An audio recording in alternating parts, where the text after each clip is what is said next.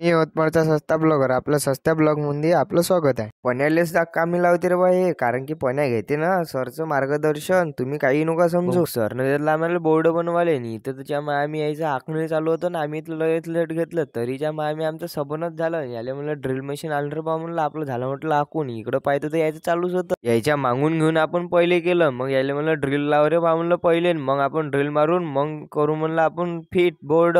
Operate आपणच करत होतो. मग मारलं बा, मग आता त्याला घाचा लागत होतं, कारण की आता त्याला होल होल पडून होते तर ते पहिले लेवलमध्ये करावं लागत होतं. याला म्हणलं चार बा म्हणलं कॅन आल्या म्हणलं लई दिवसानं आपल्या कॉलेजमध्ये. मग होता आपला थेरीचा लेक्चरमध्ये आम्ही बसलो तर सर म्हणे चाला म्हणे मोटर दुरुस्त करायची आहे म्हणे, म्हणजे मोटर दुरुस्त करून आणली म्हणे, तिला आता फिट करायची आहे म्हणे. पहिले तर काड्या गिड्या जमा केल्या, मग ते इथं पेट्रोल मग विस्तून त्याच्यावर ठेवली बकेट ना, त्याच्यात टाकलं ऑइल. चांगलाच भडकवल्यावर बा हे ऑइल तर गरम करावंच लागते. कोणती गोष्ट टाकायची असलं का ऑइल लावूनच टाकायला लागत असते. तुम्ही कोणताही विचार नका करू, आम्ही मोटरचाच करत आहे विचार. घे रे बा म्हणलं पाईप पुन्हा थंड होईल म्हणलं, टाक रे बा लवकर म्हणलं. टाकली गिकली, मग गंडेरच्या हरिओमनं अंदाज लावून पाडला होल. हरिओम नावाचे पोरच हुशार राहते. जाऊ द्या, आपलीच का तारीफ करताय. मग करायची होती आपल्याला फिट लवकर ना, घराकडे जायचं होतं. फिट गिट तर करली आम्ही. सर म्हणे ते मागची फिट करून घ्या ना म्हणे, आता पहिले सात हात तो काम करून द्या म्हणे. म्हणलं सर आम्हाला पैसे थोडं ना भेटता म्हणलं आता हे फिट करायचे. जाऊ द्या म्हणलं, आता तुम्ही म्हणतच आहे तर फिट करून देतो म्हणलं. मग फिट गिट केली. पण्याला म्हणलं चाल रे बा म्हणलं लवकर, आपली बस आहे म्हणलं. बस इथं आलो बस स्टँडवर तर बस तर लागूनच होती. चोमू साहेब तर मस्त हसूच राहिले होते. भेटू आपण आता सस्त्या ब्लॉग मध्ये उद्या.